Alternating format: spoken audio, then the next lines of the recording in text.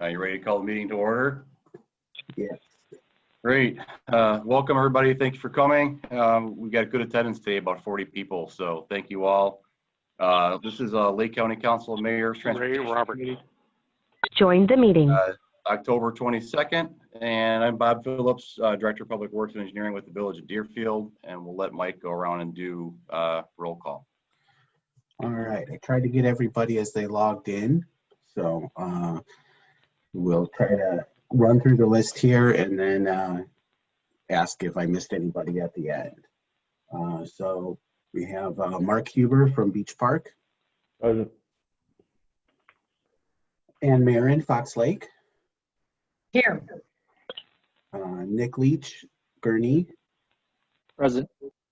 Erica Frable, Hawthorne Woods.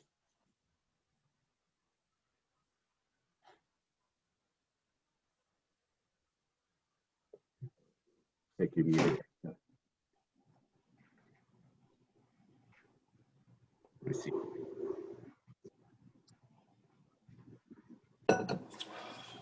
Shane Schneider, Lake County. Good morning, I'm here. Kevin Carrier. Yes, I'm here, and good morning, everyone. Bob Ells, Lake Forest.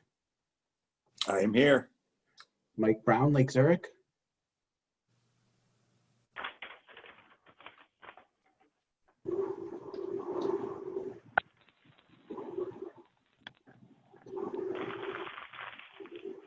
Fred Chung, Libertyville.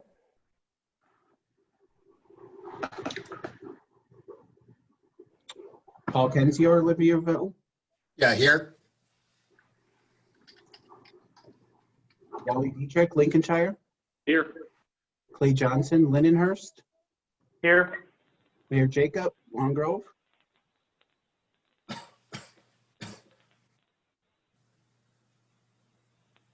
Steve Shields, Round Lake. Here. Dave Kilbane, Round Lake Beach. I'm here. Mayor Rybeck, Wadsworth. Present. Ray Roberts, Zion. Here. Thomas Milliard, Waukegan. Present. Jeff Cooper, Libertyville. Here. I skipped Bob Phillips from Deerfield. Here. Rick Mack from Metro. I'm here. Linda Soto from Pace. Here. Lauren Platt from the Tollway. I'm here. Good morning. Alex Sosa, IDOT. Here. Mary Weber from CMAT. Good morning. Joel Christel.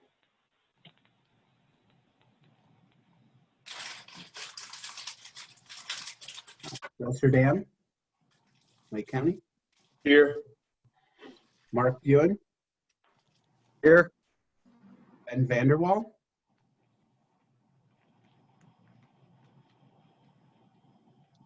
Lee Fell. Mark Kozlowski. I'm here. Good morning. Jeff Perry. Here. Chris Bouchard. Here. Dwayne O'Laughlin.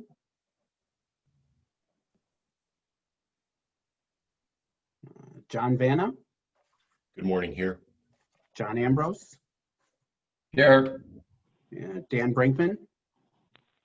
Good morning, I'm here. Is there anyone else that I missed? Bill Jacobs here too. Sorry, I was on mute. Thank you, Mayor. Erica Frable, Hawthorne Woods. I was on mute too. All right. Thank you, Erica. Hey, Mike, this is Dwayne O'Laughlin. I'm here. For some reason, the unmute was not working. All right. Got everybody, I believe, and we do have a quorum. Great, thank you. We'll move into the agenda. The first thing we have on the agenda is approval of the minutes from the August 20th meeting. We're going to do this by voice vote. And do we have a motion? Motion to approve is presented, Mr. Chairman. Wadsworth. Second, Fox Lake. Any comments or questions? Hearing none, all in favor? Aye. Aye. Aye. Any opposed? And motion passes. We'll move on to agency reports. First up is Katie Hurtis with the IDOT Bureau of Programming. I don't believe we have Katie with us this morning. Okay. All right, I know Alex is here. Alex, IDOT Bureau of Local Roads. Good morning, everyone. I don't have a lot of things to give you updates since last time we met. I'm here if you have any questions or anything regarding to federal projects, MFT projects, Rebuild Illinois bond projects. Any questions you need about how to do the public information meeting now, virtual. If you have any questions, how we handle these things, I'll be happy to answer that. And for the MFT projects now, don't send any hard copies for the consultants or local agency to IDOT anymore. Everything sent to us by PDF now, and we can give you all the approvals with no signatures. We can reply back as approved. That's all what I have now. And if you have any questions, please contact me or email me. I'm always in the email. I can reply back to you quick. Do you have any questions, anything? Thank you, Alex. And we've had some questions for you, and I appreciate your responsiveness as always. It's always great to work with you. Moving on to the tollway report, Lauren Platt. Good morning. I'll be brief in my remarks this morning. Thank you for having us. First, I just want to let everyone know that last week our board of directors introduced the tollways balanced tentative 2021. Oof, still earlier budget with 1.42 billion of revenue today. That includes 380 million for annual maintenance and operations on our 294 mile system, and provides funds to support 1.53 billion in capital spending, including funding for the 10th year of our 15-year $14 billion capital program, Move Illinois. I just want to point out, as part of our budget process, the general public is invited to visit the Illinois Tollways website to review our 2021 budget, view a recorded webinar, or you can actually attend 2 opportunities for a live virtual public hearing. Those will be both on Wednesday, November 5th. The first is at noon, and then we will host another one again at 6 p.m.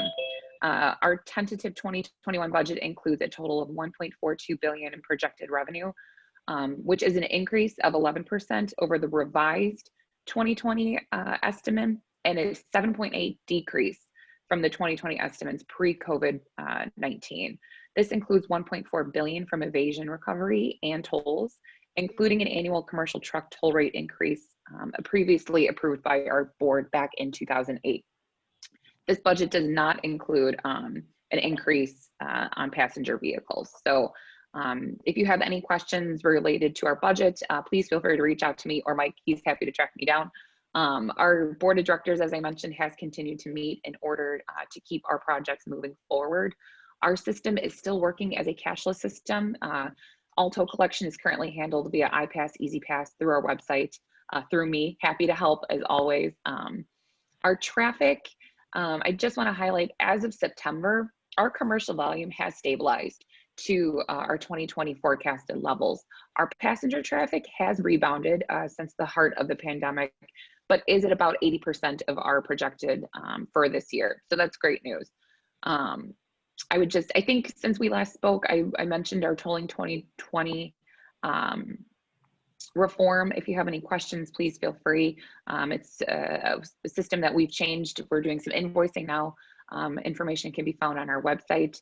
Really quickly, I will just hit on some construction. Our Eden Spur Tollway, the I-94 reconstruction continues and is working to reopen all westbound lanes this year. Depending on weather and construction, eastbound construction may continue into 2021. I will keep Mike updated. Again, if you have any questions, let me know. Our tollway board has approved a contract to rebuild Stern School Road Bridge over I-94 in Gurnee. Work will begin in 2021 and will include a full closure and detour. A project page has been set up on our website, so information as that becomes available and as we get closer to that, we will continue to update that. Again, any questions, please let me know. Thank you, Lauren. Yes. Does anybody in the audience have any questions? Okay, we'll I'm going to move on apologize to, for asking this question, but did you comment on Route 22? I did not. I can get you some updates though. I'll Okay. circle back with our team. Okay. I'm sorry, so who I'll asked go- that though? It's hard on these. any others? That's Mayor Jacob from Long Grove. Jake, that's what I thought. Okay, I will get that back to you. I just wanted to confirm. Oh, sorry about that. I didn't hear. No, that's okay. Thank you, Mayor. Mayor That's, Ryback. that Stern School Road Bridge, Lauren, is that, what's the timeline on that? That will be closer to early 2021, probably, we'll say spring. We always like to work in seasons. And about a 6-month timeline? I don't know if we have hammered that out yet, but I can circle back with Mo and find that out for you. Perfect, thank you. That's all. Moving on. Next up is Mary Weber with the CMAP report. Good morning. The CMAP office remains closed for the foreseeable future, but staff are working remotely and are available via email and telephone. The CMAP committee meetings continue to be conducted virtually, and recordings of all meetings are available on each committee webpage if you missed one or if you want to go back and view one again. And I also have a few program status updates to share. Last week, the CMAP board and MPO policy committee approved all of the local councils' FFY 2021 to 2025 STP programs. So thank you to the councils and Mike for the hard work you all did adopting the new methodology, preparing project applications, and adopting the new 5-year program. On the shared fund side, the STP project selection committee has wrapped up discussions of the lessons learned from the last call for projects and in 2019, and will approve the policies, procedures, and scoring methodologies for the next call for STP shared fund projects next Thursday. The call for projects will open in January. The tentative date is the 8th, and close in March, tentatively on the 5th. Like the last call cycle, this call for projects will be for the STP shared fund, CMAC, and TAP. Information and training webinars are scheduled to be in December or January. And then just a reminder that the ITEP call for projects closes in a few weeks on November 2nd. That's approximately $105 million in federal and state funding. The maximum per project awarded will be $2 million, and at least 25% of the projects funded will be directed towards projects in high-need communities.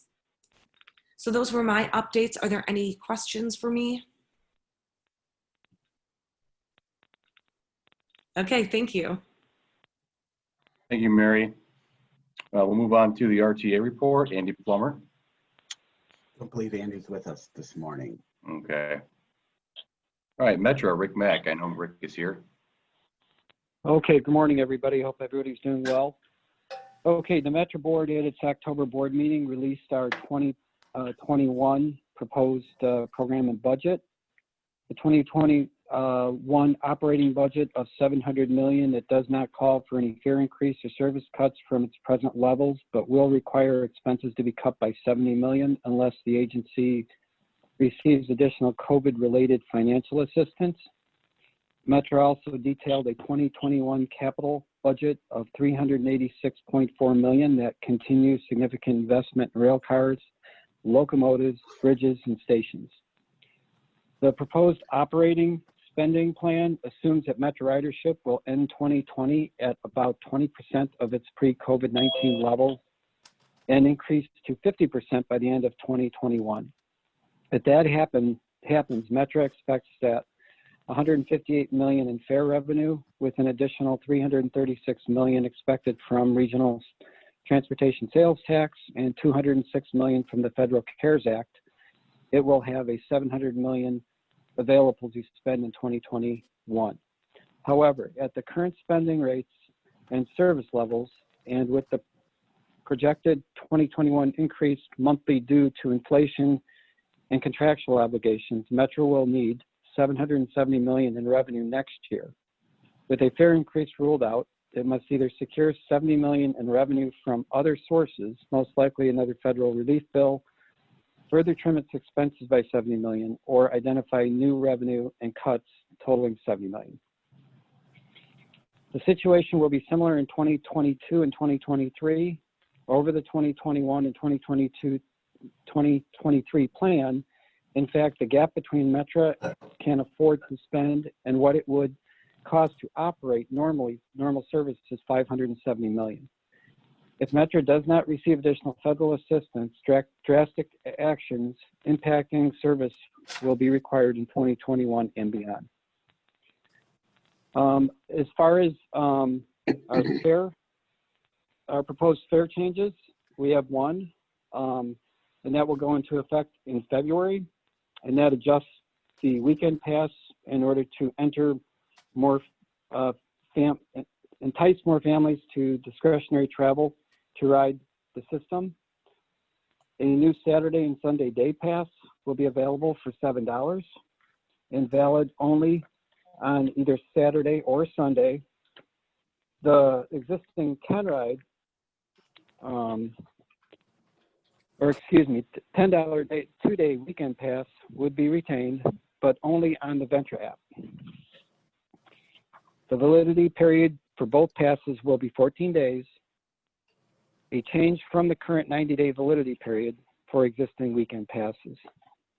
On the capital side, Metra, there's a lot of good news on that side because Springfield passed a capital bill in 2019.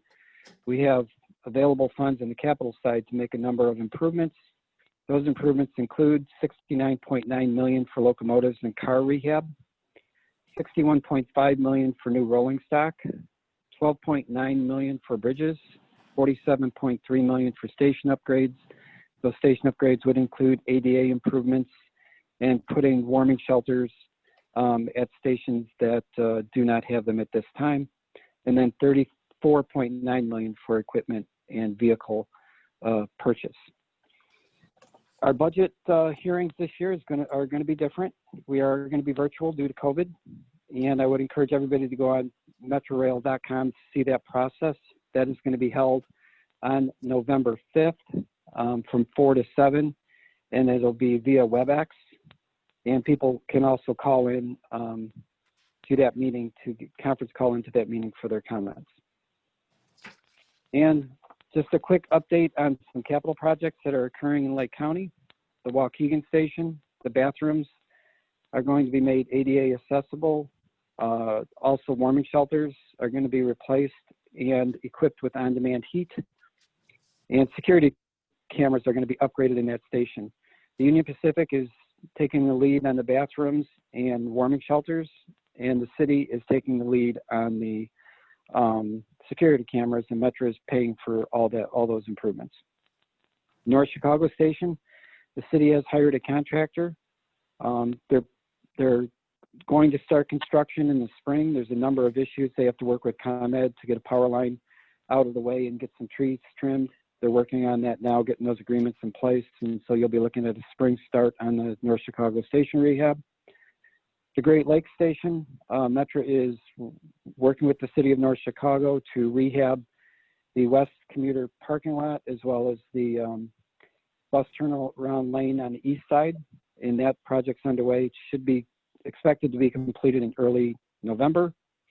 And the Highland Park Station, that project's underway and is expected to be completed here probably before the end of the year.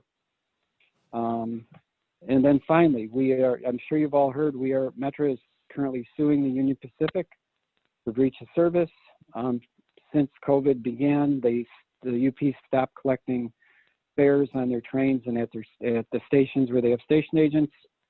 Metro is losing an estimated $1 million a month on the 3 Union Pacific lines as a result of them refusing to collect the fares. And so we are in court right now trying to recoup those costs. So with that, I would be glad to answer any questions you might have.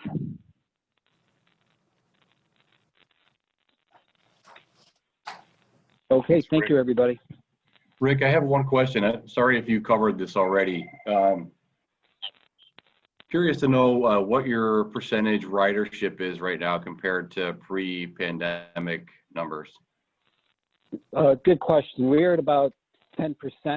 When the COVID hit and the stay-at-home order, we were at about 4 or 5%. When the stay-at-home order, some of it was lifted and we went into phase 4, we went up to 10%, and we've pretty much plateaued at 10% since probably June, July timeframe.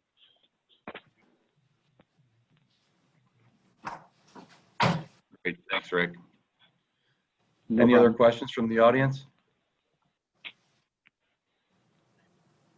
Okay, we'll move on to the PACE report. Linda Soto.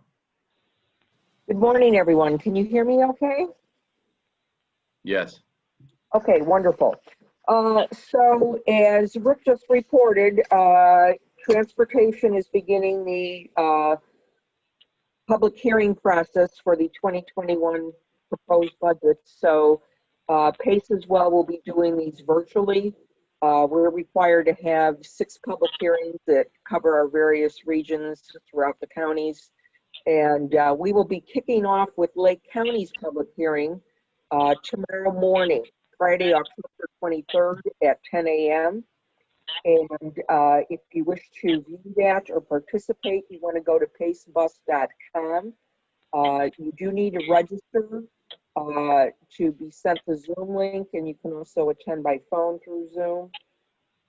We will also be recording it, so it will be provided through a YouTube video and closed captioned, and people will be able to watch and submit their comments over the next couple weeks, and those will be shared with the PACE board at their November 12th board meeting.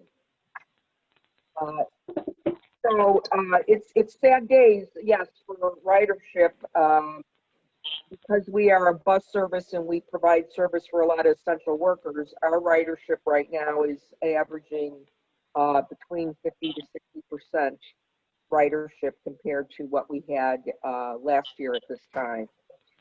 The 2021 suburban service budget is $239 million is balanced with expenses equaling available funding. Budget proposes no fare increases, even though next year's public funding to PACE is decreasing 21% due to a projected decline in sales tax from the impact of COVID-19. PACE achieves a balanced budget through administrative expense reductions, the continuation of 2020 service reductions, and receipt of CARES Act funding from the Federal Transit Administration. The 2021 capital program is estimated at a robust $106 million. Much of that funding comes from the multi-year $228 million Rebuild Illinois package. Thanks to the Illinois General Assembly, that legislation allows PACE to run a variety of capital infrastructure projects over the next few years.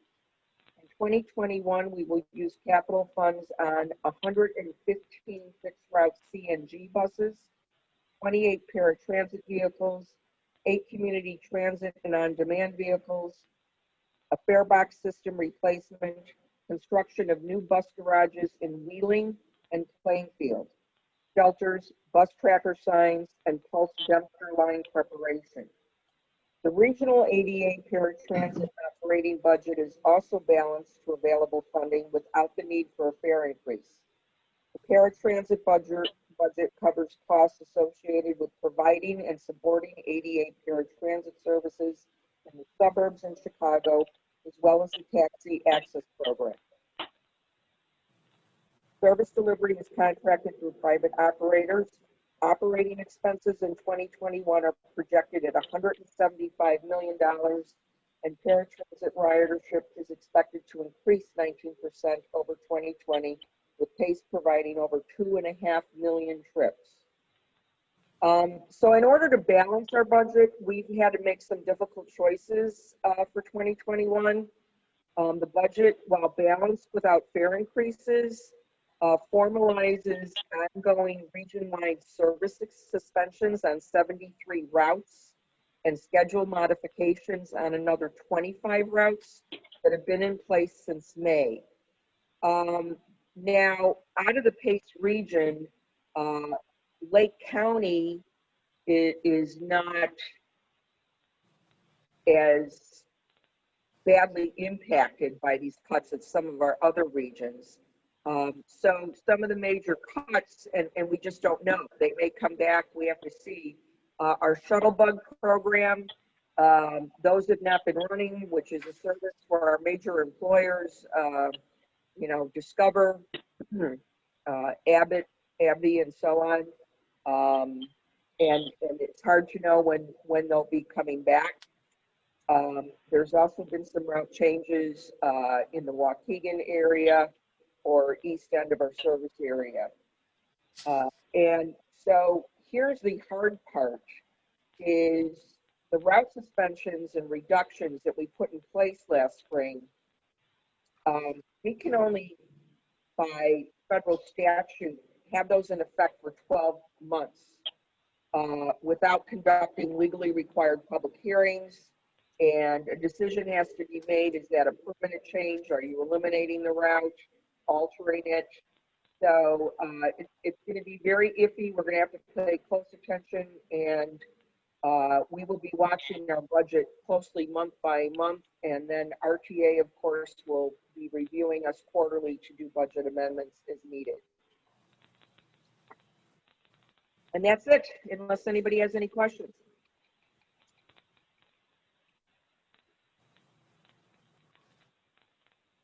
Thanks, Linda.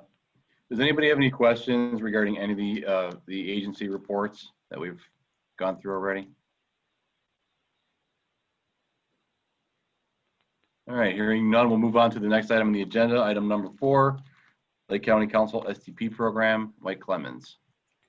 All right. So as Mary from CMAP mentioned, last week, the MPO Policy Committee and the CMAP Board officially approved all of the local programs, including ours. So that was the final approval needed to officially put our fiscal year 21 through 25 program into the TIP database. And so earlier this week, I sent out award letters for all of the projects that are in our active program and contingency list letters for all of the applications that we could not fit into our active program. For sponsors that weren't able to be put into the active program, we're asking everyone to please let us know if you'd like your project to be on the contingency list. There's a form to do that. If you are going to remain on the contingency list, we also need project managers designated for the project. We're going to be having the active program management training that our methodology calls for next week, Friday. The link was in the email with the award letters and the contingency list letters. We are getting registration through that, and I will resend it out. We're also going to record that meeting and we'll post it online if there are folks that are unable to make it. If we get a large number of people that can't make it, we'll also find another date for that meeting. But the plan right now is to host it next Friday, October 30th at 9 o'clock. It should be less than an hour, relatively quick, but to run through our active program management policies as a council. And so kind of on that note, I want to pull up our program. This is has been updated actually since I sent out the full council packet. So this is a modified version, and there's a couple things that I want to point out with this new program. So first and foremost, you'll see that Buffalo Groves, Brandywine, and Thompson Stage 2 is included in both federal fiscal year 2020 and 2021. The reason for that is we were notified a couple weeks ago by CMAP staff that there was a little bit of funding from the region's 2020 pot of money that we could apply to one of our 2 projects that were on the November letting. So that's the Fox Lake Nippersing project or the Buffalo Grove Brandywine project. What that means is our fiscal year 2021 mark of $9.3 million is not changing, but we had about $330,000, just under $330,000 that we had been planning to spend on the Buffalo Grove Road project that's actually going to be able to come out of 2020 money. And so it frees that up in our 2021 program. The other thing we have is the Long Grove North Kruger Road project, which is on the March letting, just updated their engineers' estimates as we're getting ready to submit final documents. We've updated the PPI, and their costs are slightly below what we had programmed in our program. So what that means right now is we have $441,000 available in fiscal year 2021 that is not programmed. We will use our active program management policies that the council adopted to work through the process of finding how we can reprogram those funds. And there's a hierarchy in the methodology that was adopted of how we go about doing that. That hierarchy looks at cost increases for projects that have already been let as the top priority, and then projects coming to construction ahead of engineering phases, projects in the out years that are ready to go before we bring in projects from the contingency. And so I will work through that over the next couple months. The way our methodology is written, it does give myself and Joe as staff the ability to make those changes and publish a new program. But as this is the first time we're going through this, what I'd like to do is spend the time between now and our next meeting in January working through this hierarchy and determining how we're going to reprogram that, and then bring an actual recommendation to the committee in January, just so everyone understands how we work through the process and then actually ask for approval. So hopefully that explanation makes sense. I'll pause here and see if there's any questions about that available funding and the next steps with it.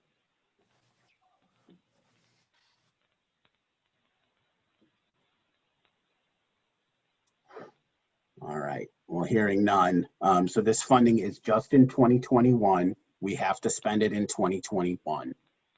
It won't carry over unless we put it on a project where we're just waiting for the engineering agreements or the IDOT amendment agreements. Then it would carry over into 2022. So we do have a little bit of time, but we really, at our January meeting is when we're going to need to take action on this to make sure we don't lose this available funding. So as this is a new process for everyone, I did want to really take the time to make sure that everyone understands how we're going about doing it. And so that's my recommendation, unless there's objections to that. That's how we'll proceed.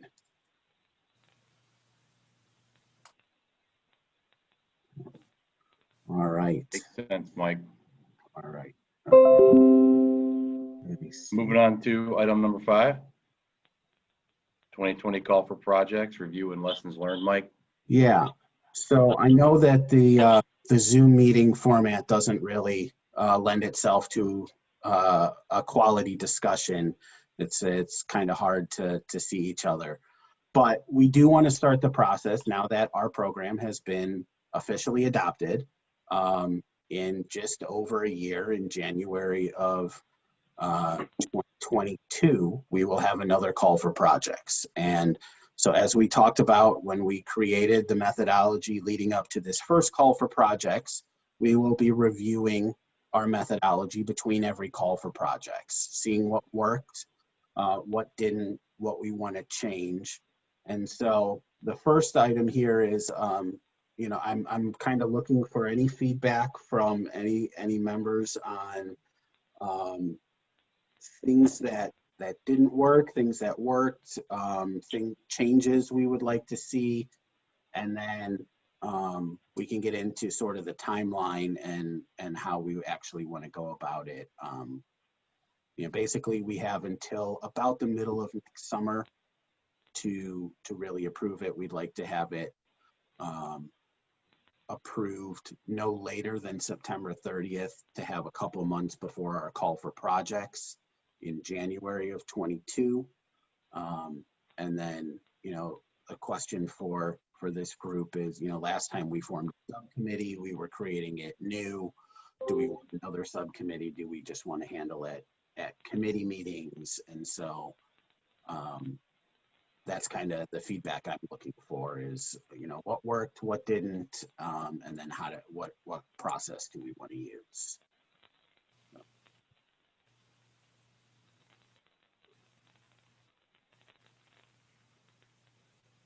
Mike, I would be in support of having another subcommittee, you know, particularly if we're, you know, if we're in the same situation next year where we've got, you know, 40 or 50 people on a Zoom meeting. I think it'd be a lot easier to put together a group of 8 to 10 people and discuss it and then bring that to the larger group. Okay. I think that makes some sense.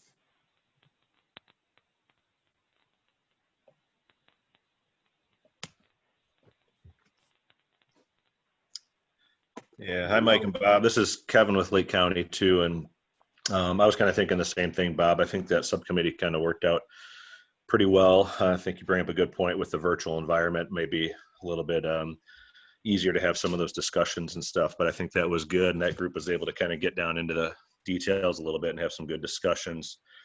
Another thing, Mike, I don't know what kind of data information you guys have, but one question I can see coming up is, you know, was there any types of projects that just based on the scoring maybe didn't score as well? You know, maybe resurfacing projects, or maybe on the flip side, maybe expansions or kind of, you know, different project types that maybe scored well, or other ones that maybe didn't score so well just based on kind of the scoring and methodology and things like that.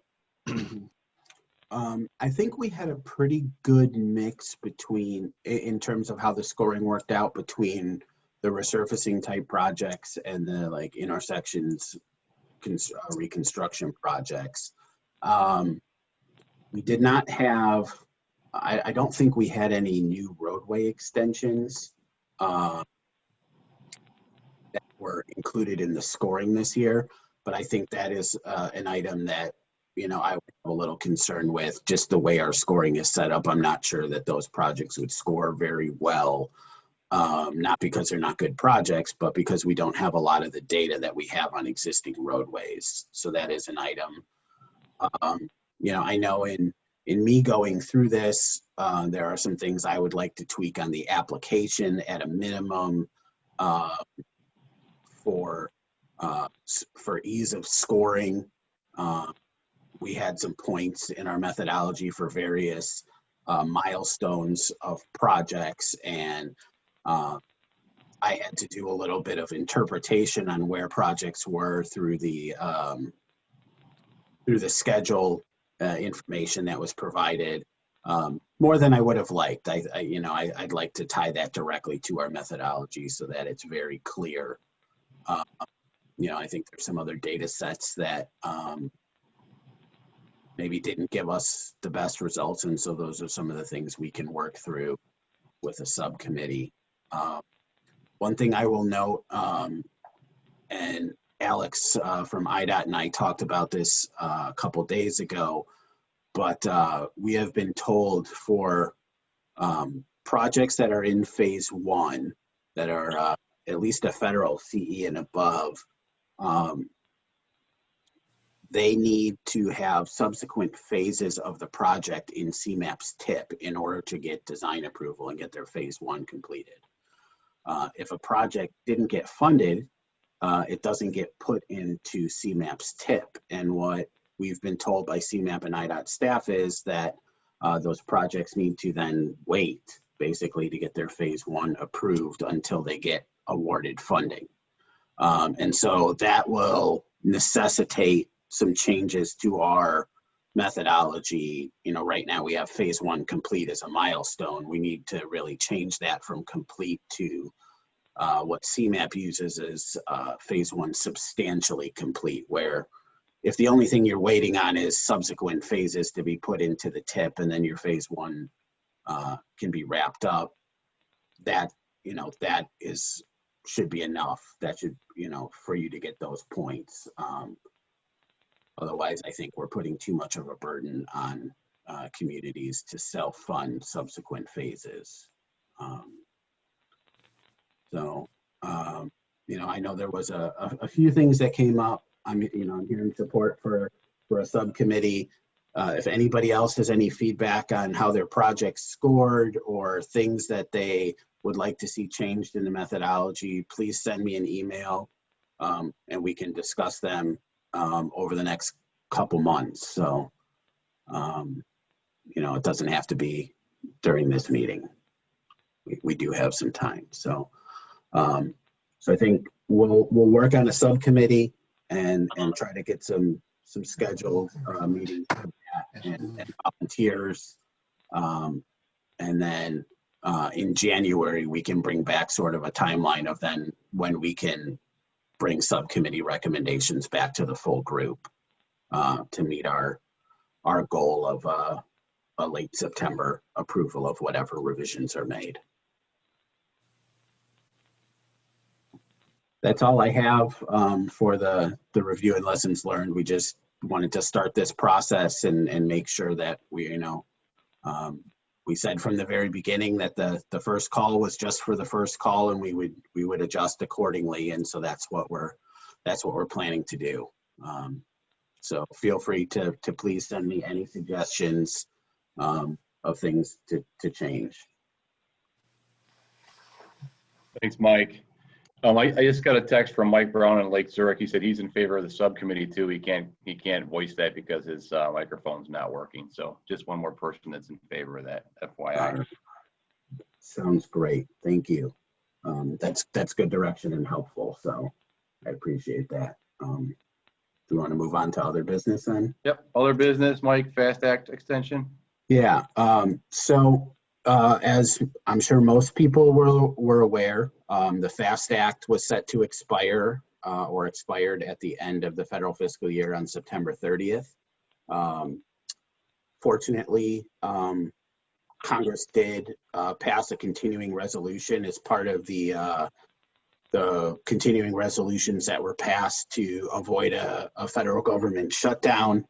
The spending authority for the federal government was extended past the election to December 11th, but the FAST Act was extended for a full year through federal fiscal year 2021 at federal fiscal year 2020 funding levels. So there isn't an increase, but I believe, and we've heard from a couple people at FHWA that this is the longest continuing resolution for the transportation bill and the highway trust fund in at least a decade. They've usually done it, couple weeks at a time. So to have a full year stability for the federal program is a really good thing for all of us. They did transfer about $12.5 billion from the general revenue fund into the highway trust fund to help keep it solvent and make up for MFT shortfalls that are expected because of COVID. And I think it was about $3.5 billion roughly into the transit account as well. So I just wanted to put that out there that at least for the next year, the federal funding is at 2020 levels, but we have some stability. So that is good news for all of us. And then the other item of other business that I wanted to mention, we sent out a separate email yesterday, and IDOT circular letter came out, I believe, Tuesday evening, with some updated guidance on the Rebuild Illinois bond funds and how those can be used. The full text of that was in our email yesterday. The circular letter explains that. I know Alex is on the phone as well if there are questions, but hopefully that does answer. It seems to address a lot of the questions that I had been getting and that I know Alex and IDOT had been getting. But certainly if there are additional questions on that, please let us know and we'll work to get everyone answers. So I just wanted to point that out, that that updated guidance is out there. But the key, I think, and Alex, correct me if I'm wrong, but the key is really whatever project you want to use that on, coordinate early with Alex at IDOT to confirm the scope and the eligibility, to make sure that you won't have any issues down the road. Correct. That's all I have for other business, unless anyone else has anything. Thanks, Mike. Public comment is the next on the agenda. Mike, do you have any emails or any public comment that you received? I have not received any public comment. Okay, any public comment from anybody that's in the meeting here? Any of the participants? Hearing none, we'll move on to the next. Our next meeting is January 21st. This is our last meeting of the year. And do we have a motion for adjournment? Move, Mr. Chairman. Wadsworth. Second, Lake Forest. All in favor? Aye. Aye. Thank you, everybody. Have a great day. Be well. Happy Thanks, Mike. holidays. You too. Thank you, Bob. Bye, Thanks, guys. everybody. Bye, everyone.